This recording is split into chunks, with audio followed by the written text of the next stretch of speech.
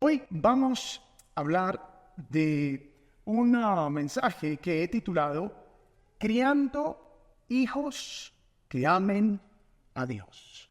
Criando hijos que amen a Dios. Y vamos a leer allí puestos en pie Lucas 2, 21 y 22. Allí está el versículo o los versículos en pantalla para que nos acompañen. Dice la palabra del Señor: cuando se cumplieron los 8 días, hablando de Jesús, para circuncidar al niño recién nacido Jesús, le pusieron por nombre Jesús, el nombre dado por el ángel antes de que él fuera concebido en el seno materno. El ángel había anunciado este nombre para el niño, Jesús, que significa Jehová salva, el Señor salva. Versículo 22, al cumplirse los días para la purificación de ellos, según la ley de Moisés, lo trajeron a Jerusalén para presentar el niño al Señor. Que el Señor bendiga su santa palabra. Podemos tomar asiento en esta hora.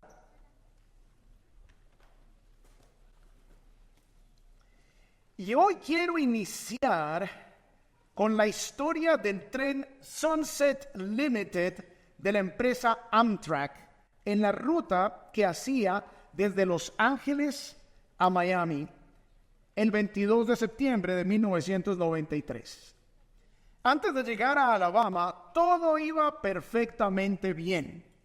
Más adelante de donde iba el tren, a las 2:45, un bote remolque se choca con un puente por donde iba a pasar la carrilera de ese tren. Este golpe hizo que una de las secciones se moviera 1 metro, 3 pies nomás.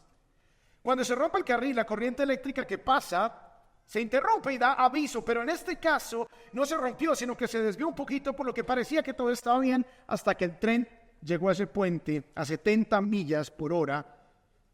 Y esa pequeña desviación hizo que el tren se descarrilara, se estrellara y quedara en el río varios vagones este río lleno de cocodrilos y serpientes venenosas. El combustible del tren se prendió en llamas y algunos pasajeros murieron quemados.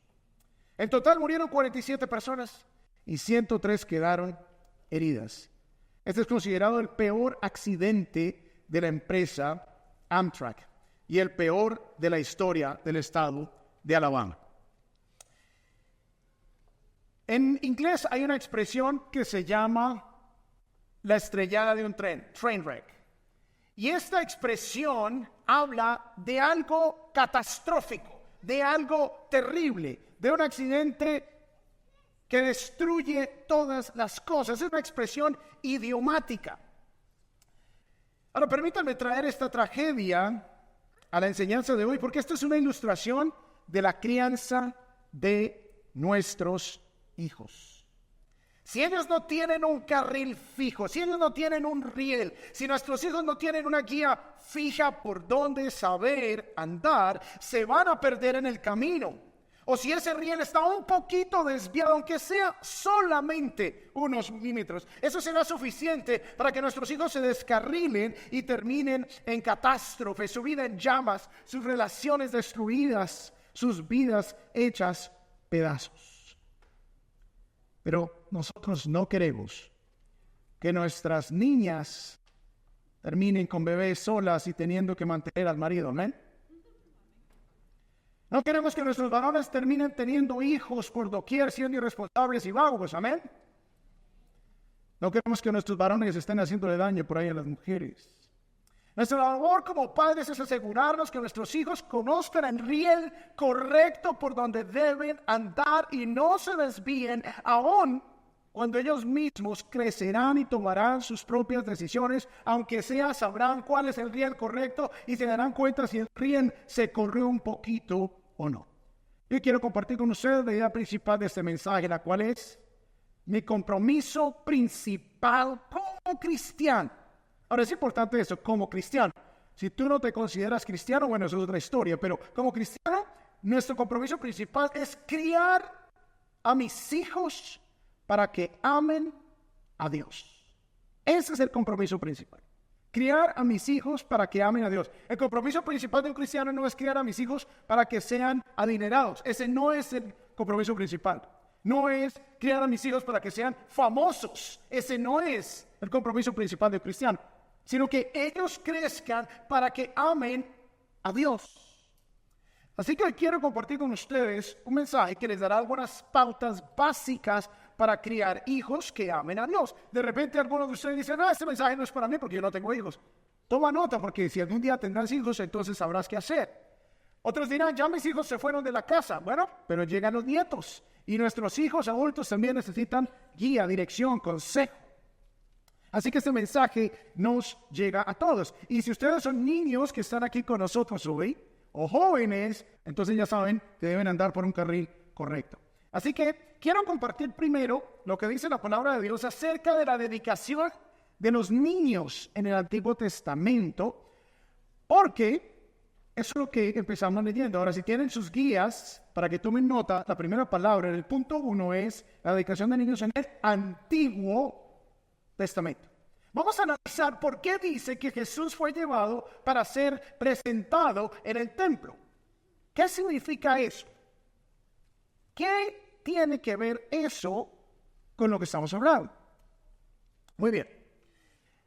En la Biblia se habla de dedicación de niños, pero muy pocas personas entienden en realidad cómo era, de qué se trataba, cuál era su propósito, quiénes participaban en esta dedicación.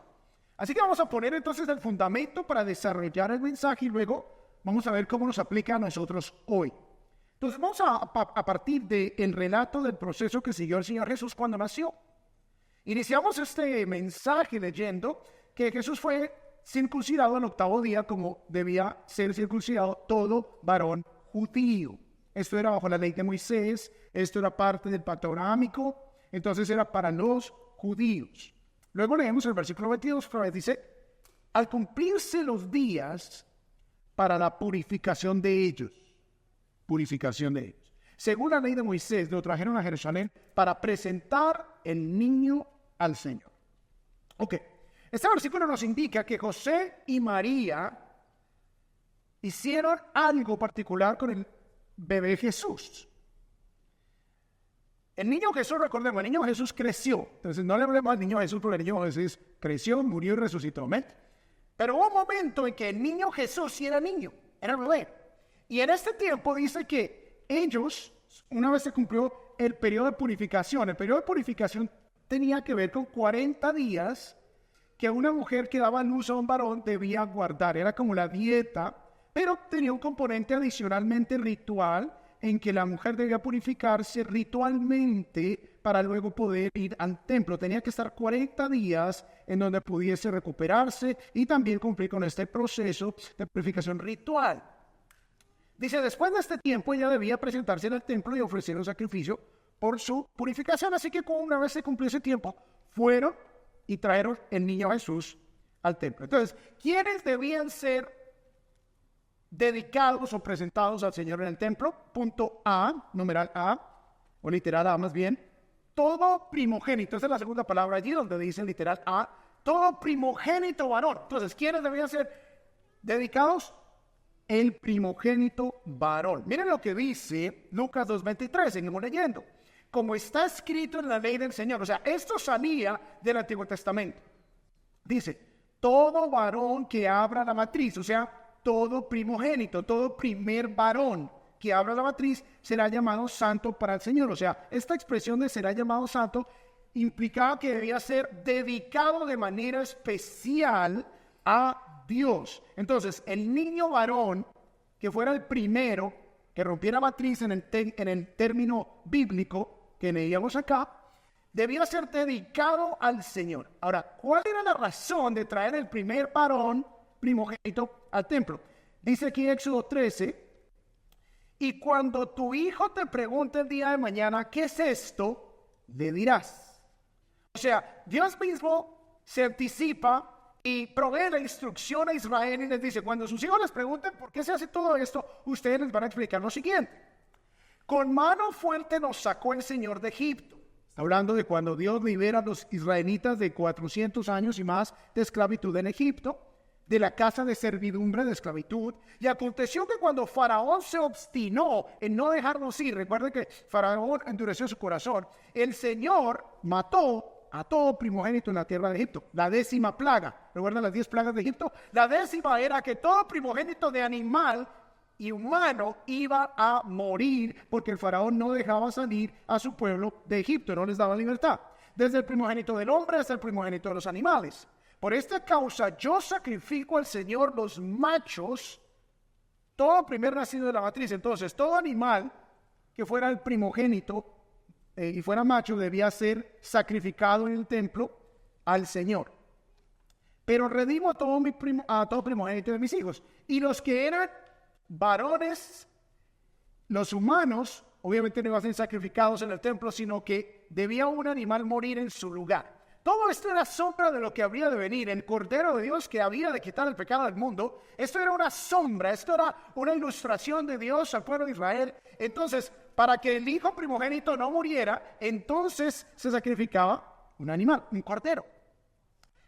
Por eso se dedicaban los primogénitos, para que el pueblo de Israel recordara que Dios les había dado libertad y Dios les había dado una vida nueva fuera de Egipto y les había recordado que Dios les protegió a sus primogénitos, porque cuando el ángel de la muerte vino por todo Egipto, toda casa que tenía la sangre del cordero, como Dios les había instruido, que debían tener un cordero, debían sacrificarlo, y la sangre debían ponerla en los postes y en el dintel de sus puertas. Eso iba a proteger la casa de los israelitas de que el ángel de la muerte tocara a esos primogénitos. Así que la sangre del cordero libró a los primogénitos de Israel, que era la sombra de que la sangre del Cordero de Dios había de ser derramada para que nosotros no tuviésemos que pagar eternamente por nuestros pecados, sino que el Cordero muriera en nuestro lugar. Entonces, por eso José y María llevan a Jesús como bebé al templo a presentarlo, y dice el versículo 24 de Lucas 2, y para ofrecer un sacrificio conforme a lo que fue dicho en la ley del Señor. Recuerden que acabamos de leer que debía sacrificar un cordero, pero aquí dice algo curioso: un par de tórtolas o 2 pichones. Resulta que Dios también en el Antiguo Testamento había dicho que los que no tuvieran dinero para ofrecer un cordero, o sea, la familia que fuera pobre, entonces podría ofrecer un par de tórtolas o 2 pichones como sacrificio. Este pasaje prueba que Jesús no era rico.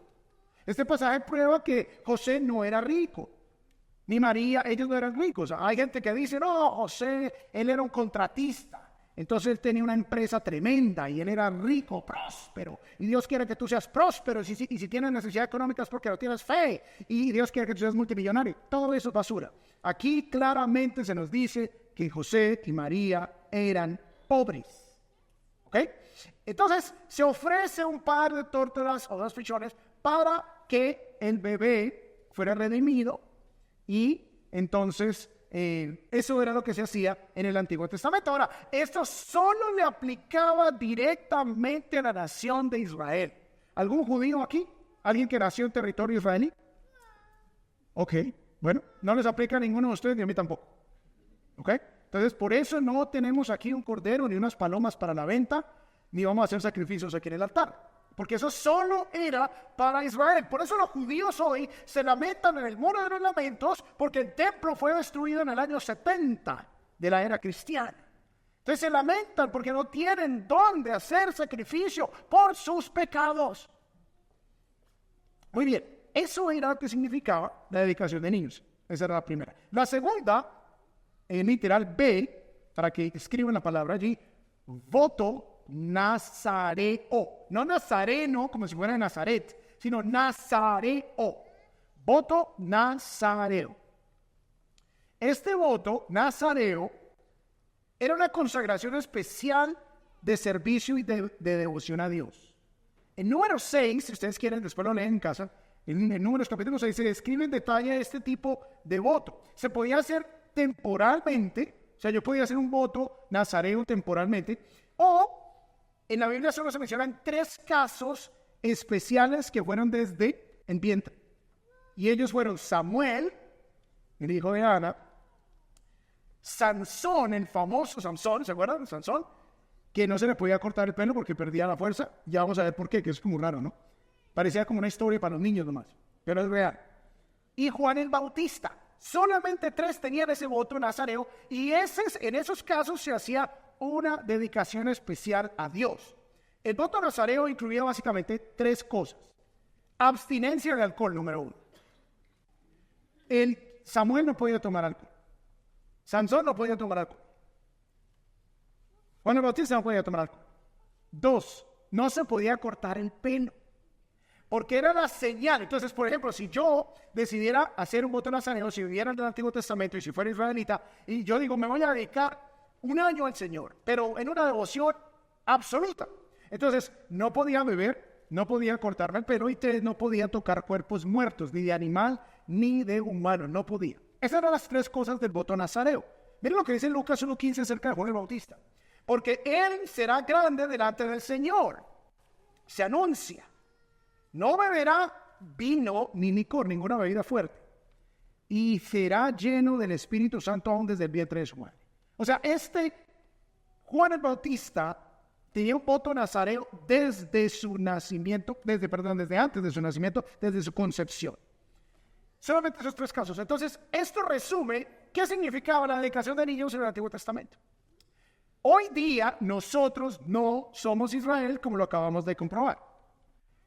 Israel es una nación.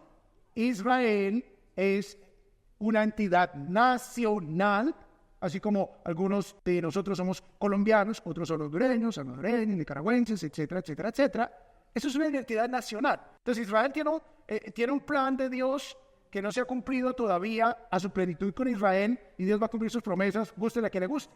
Dios lo va a cumplir y punto. Ahora, nosotros como no somos Israel, entonces necesitamos entender qué significaría para nosotros la dedicación de niños. Punto número 2, en el Nuevo Testamento la dedicación es un compromiso. Esta es la palabra clave para que lo escriban ahí. Compromiso. Es un compromiso. Listo. Entonces, hoy estamos celebrando la dedicación familiar. Entonces vamos a ver cómo es todo esto, porque me encanta que ustedes entiendan que todo lo que hacemos tiene un fundamento bíblico y sepan la razón por las cuales hacemos lo que hacemos.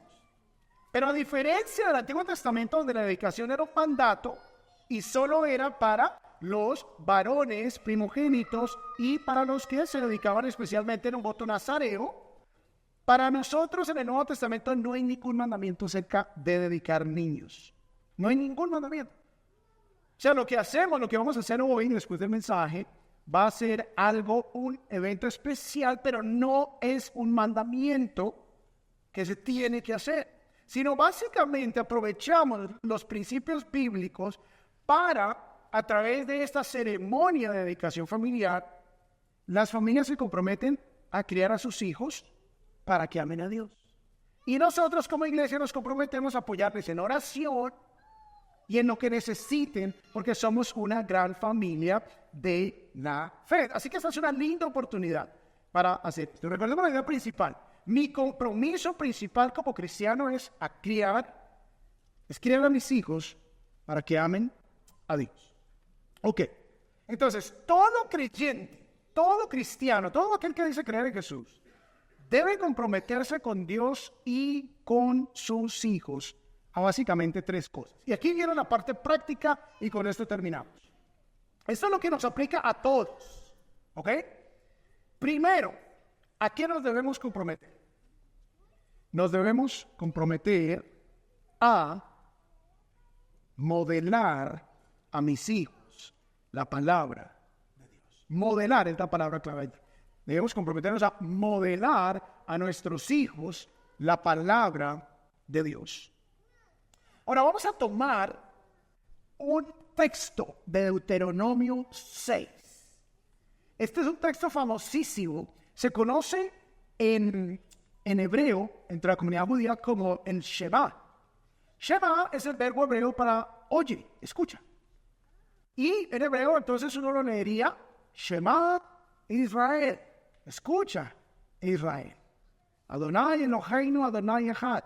El Señor, tu Dios, uno es. Esa es la esencia del Shema.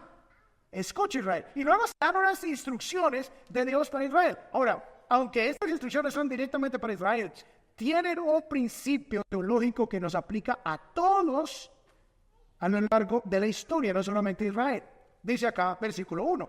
Estos pues son los mandamientos, los estatutos y los decretos que el Señor su Dios me ha mandado que les enseñe, dice Moisés, para que los cumplan la tierra que van a poseer. Entonces les dice, Israel, ustedes cuando entran allá a la tierra se van a portar de esta manera. Y van a hacer lo siguiente: para que temas al Señor tu Dios. Entonces una familia que teme a Dios, una familia que honra a Dios, dice, guardando todos sus estatutos y sus mandamientos que yo te ordeno hoy. O sea, tú, papá, mamá, debes vivir, debes guardar, debes obedecer la palabra de Dios y sus mandamientos, dice aquí que yo te ordeno, tú y tus hijos. Miren cómo la responsabilidad primordial recae sobre nosotros de modelar la palabra de Dios. Porque ¿de qué nos sirve de que les enseñemos a los niños? Siempre debes decir la verdad, siempre debes ser honesto, siempre debes andar con rectitud. Suena el teléfono, ay, si es el Señor que va a cobrar el arriendo, diga que no estoy.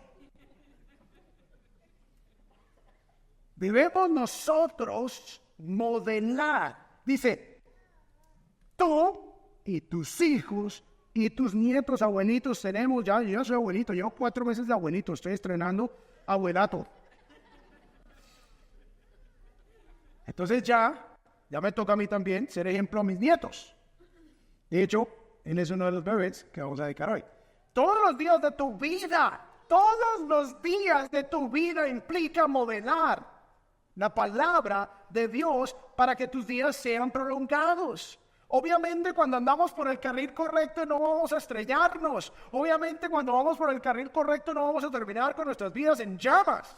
Obviamente cuando andamos por el carril correcto no vamos a terminar con nuestras vidas en un lago de cocodrilos y serpientes venenosas. Dice el versículo 5 y 6. Amarás al Señor tu Dios con todo tu corazón. O sea, esto es apasionado. O sea, yo quiero que ustedes me digan, uy, ese pastor es fanático, apasionado por amar a Dios. Para mí fanático no es una mala palabra en ese aspecto. Si es para amar a Dios, amén. Si es para ser religioso y ritualista, no. Pero si es para amar a Dios con todo tu corazón, con toda tu alma, uno diría, no, ya acabó con el corazón, ya, no. Con toda tu alma, con todo tu ser interior y con toda tu fuerza. Eso es modelar, eso es mostrarle a nuestros hijos quién es el ser más importante a través de cómo manifestamos nuestro amor por Dios. Los niños aprenden quiénes son las personas importantes en sus vidas a partir del amor que sus padres manifiestan hacia esas personas. Si los niños ven a mamá y a papá besando, abrazando y deleitándose en la presencia de los abuelitos, los niños aprenden que los abuelitos son personas importantes en sus vidas. Entonces, a la medida que nosotros amemos con toda nuestra fuerza, con todo nuestro corazón, con toda nuestra alma a Dios, entonces nuestros hijos y nuestros nietos van a aprender que el ser más importante es el Señor. Dice, estas palabras que yo te mando hoy estarán sobre tu corazón. Así que lo primero que debemos hacer es modelar la palabra. Ahora, dígame, ¿cómo van a modelar ustedes lo que no conocen? Obviamente toca conocer la palabra. Por eso toca venir a la iglesia, por eso toca venir a los servicios, por eso hay que aprovechar los cursos que se dan para aprender las escrituras. Ahora, ustedes pueden estar tranquilos, porque en nuestra iglesia enseñamos la palabra de Dios sanamente. Aquí no les vamos a hacer promesas, aquí yo no tengo poderes, aquí no le voy a dar profecías, no le voy a sacar el diablo, nada de eso. Aquí le voy a enseñar la palabra de Dios. Porque las cosas no son culpa del diablo, es nuestra responsabilidad. Yo decido desobedecer y luego mis hijos ven, hacen lo mismo y ya no nos gusta. Entonces, literal B. ¿Qué más debemos hacer? No solamente modelar a mis hijos la palabra de Dios, sino enseñar a mis hijos la palabra de Dios. Entonces modelo y también enseño. Mira lo que dice el versículo 7 de Deuteronomio 6. Las enseñarás. Está hablando de las palabras de Dios. Diligentemente, no perezosamente. No un día sí, un día no. Diligentemente a tus hijos y hablarás de ellas. Uno dirá, bueno, solo el domingo que uno los lleva a la iglesia, allá los pone en el programa infantil, que por cierto es fenomenal, no se lo pierdan, lleven a sus niños allá. Pero no solamente el domingo, sino que dice, hablarás de ellos cuando te sientes en tu casa. Es una labor de los padres Pero ¿qué le van a enseñar a ustedes si no conocen la palabra? Pues tienen que aprender la palabra, y aquí les ofrecemos el conocimiento que necesitan de la palabra para que ustedes tengan las herramientas de llegar a casa y decirle: hijo, hija, esto es lo que dice la palabra de Dios. Este es el riel de la vida. Mira, el mundo te está diciendo que por donde tú andes está bien, pero es mentira, porque esos caminos te llevan al abismo. Esos rieles torcidos te llevan a una vida dolorosa, a una vida destructiva. Permitimos que nuestros hijos piensen que el riel es lo que diga YouTube, que lo que diga el youtuber, que lo que diga este o aquel.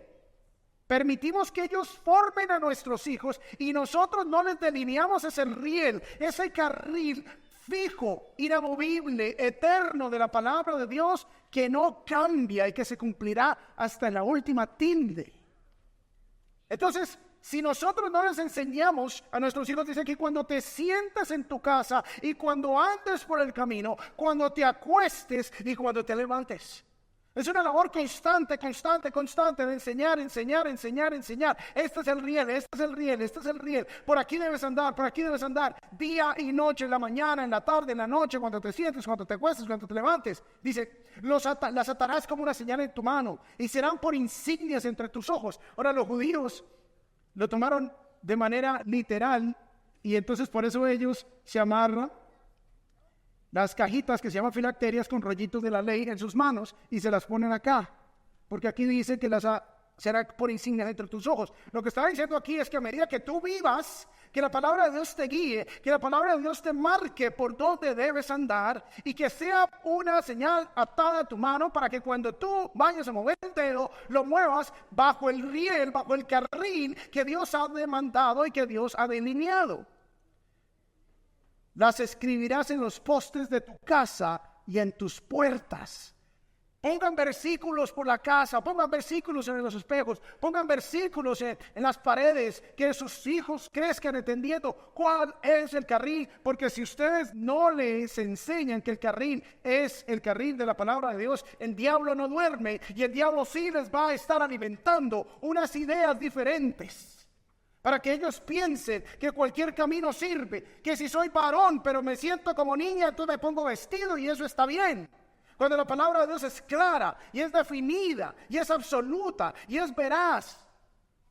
Y si fuera tan bueno el camino que ofrece el mundo, y si fuera tan sabio el camino que ofrece el mundo, ¿por qué la gente se anda matando? No solo entre ellos, sino a sí mismos. Si fueran tan felices, ¿por qué andan con tantas enfermedades de transmisión sexual? Si fuera tan bueno el camino y tan recto, ¿por qué hay tanta desdicha en este mundo? Y es porque no siguen la palabra de Dios, porque no construyen sus matrimonios a la luz de la palabra, porque no crían a sus hijos a la luz de la palabra, porque no entienden la sexualidad a la luz de la palabra, porque no entienden las relaciones a la luz de la palabra, porque no entienden las finanzas a la luz de la palabra. Por eso es que el mundo anda estrellado, incendiado, comiéndose unos a otros, destruyéndose unos a otros. Recordemos, la idea principal, mi compromiso principal como cristiano es criar mis hijos para que amen a Dios. Y último punto, literal C, no solamente debo modelar a mis hijos la palabra de Dios, no solamente debo enseñar a mis hijos la palabra de Dios, sino C, debo disciplinar. ¿Dónde están los niños que dicen amén? Disciplinar a mis hijos a la luz de la palabra de Dios. Disciplinar a mis hijos. ¿Por qué? Ok, yo modelo, yo les enseño, pero ¿qué pasa cuando ellos no se ajustan al riel? ¿Los dejo que hagan lo que quieran? Ay, qué pesar, no, es que mi niño, ay, ¿cómo le voy a meter su grito? ¿Cómo le voy a dar su chancletazo? ¿Cómo le voy a dar con la varita? No es que se me traumatice. Yo fui un niño terrible, hijo único, terrible, hice lo que me dio la gana. ¿Sabe por qué? Porque nunca había consecuencias para mí. Nunca me dieron juguete. Me faltó juguete. Entonces debemos disciplinar. Vamos a leer unos pasajes. Efesios 6:4 dice acá: y ustedes, padres, no provoquen a ira a sus hijos. La idea no es destruirlos, sino criarlos en la disciplina e instrucción del Señor. criados en la disciplina e instrucción del Señor. ¿Cuál es el riel? El riel es la disciplina y la instrucción del Señor que está en su palabra. ¿Cuál es el riel? ¿Cuál es la carrilera? La palabra de Dios. Papá, mamá, es que tengo esta idea. Ok, vamos a ver qué dice la Escritura. Ok, papá, mamá, van creciendo. Mira, es que mi amistad con este niño es así, o sea, vamos a la palabra de Dios.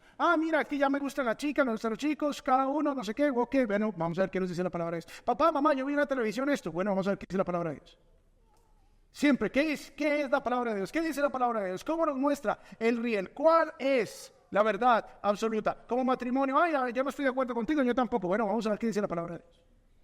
Se solucionan muchas cosas yendo a la palabra de Dios. Así que la crianza implica, aquí dice, créanos en la disciplina. Debe haber disciplina e instrucción del Señor. O sea, la instrucción implica enseñarles lo que deben o no deben hacer. Y la disciplina implica que nuestros hijos deben aprender que hay consecuencias a sus malas acciones. Hay consecuencias.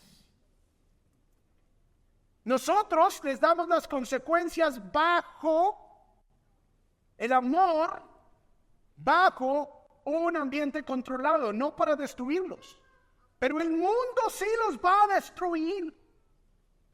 Si ustedes simplemente dejan que sus hijos roben las cosas del colegio, de otro lado, de la escuela, de no sé dónde, de las casas de otros niños, y no hay consecuencias, van a terminar en la cárcel. Así de sencillo. Si ustedes dejan que sus hijos hagan cualquier pataleta y obtengan todo lo que ellos piden, o los enchufan allí, al iPad y al este y al otro, ¿cómo van a permitir que sus hijos reflexionen, piensen, asuman, entiendan, sinteticen que lo que están haciendo es mal y hay consecuencias y no deben hacerlo? Distraer a los niños no es la solución. ¿Estás haciendo algo malo? Te distraigo. ¿Dónde ellos entran a comprender qué es lo que está mal? Dice Proverbios 29:17, disciplina a tu hijo y te dará descanso. ¿Cuántos dicen amén? Pero a veces nosotros los padres somos los que nos clavamos el cuchillo. No nos disciplinamos y andamos desesperados. Este niñito, ¿quién se lo aguanta? Tú no te lo aguantas porque tú no lo disciplinas. Por eso no te da descanso. Y dice, disciplina a tu hijo y dará alegría a tu alma. Ay, qué maravilla. Niños obedientes. Uno descansa, tiene alegría en su alma. Niños que no obedecen a nada, niños que no hacen caso, niños que hacen pataleta. No hay descanso, no hay alegría, hay amargura, hay estrés constante. Disciplínalos con consistencia y ellos aprenderán que ciertas conductas tienen consecuencia. Nosotros criamos a dos niñas y hoy mis dos hijas están acá, nuestras dos hijitas. Una ya tiene 24, que tiene bebé, es el que vamos a presentar hoy, y nuestra otra hija tiene 21 años. Y las dos nos hicieron una pataleta en la vida cuando eran pequeñas. Hubo consecuencias y fue la última. Ya obviamente cuando entra la adolescencia se pone un poquito complejo, ¿no? Pero aún así damos gracias a Dios de que la instrucción de la palabra funcionó. Dice acá, Proverbios 29:15, la vara y la reprensión dan sabiduría. ¿Quiere enseñarle a su hijo sabiduría? Use la varita mágica. Pero el niño consentido avergüenza a su madre. ¿Cómo saber si ustedes están disciplinando bien a sus hijos? Si hay situaciones en las que ustedes sienten vergüenza, eso significa que no están haciendo lo que la palabra de Dios les dice con consistencia. Si sus hijos entran en esas pataletas y todas esas cosas que uno ve por ahí, dice, uy, ¿por qué no le dice algo? Eso avergüenza, eso trae vergüenza. Proverbios 13:24, el que evita la vara odia a su hijo. ¡Wow! Esto está fuerte. Tú piensas que lo estás amando al no darle, para corregirle. Y resulta que la Biblia dice que cuando no le das lo odias, pero el que lo ama lo disciplina con diligencia. Los niños que están aquí hoy deben de ser su pastor favorito. Dice aquí con diligencia, no es cuando espera que llegue su papá. 8 horas después ya el niño ni se acuerda y el papá le está dando y ¿por qué me pegó? No, disciplina, mamá, discipline. Versículo 23 de Proverbios. No dejes de disciplinar a tus hijos. La vara de castigo no los matará. No se van a morir porque le dan un par de chancletazos con la correa o con una varita. No se van a morir por eso. La disciplina física bien puede salvarlos de la muerte. Bien puede salvarlos de la muerte. En el año 2009 yo iba caminando con mi hija mayor, que tenía 9 años en ese momento. Íbamos caminando, vivíamos en Pensilvania. Íbamos caminando en el lugar donde vivíamos, que parecía como el bosque. Y yo vi una serpiente.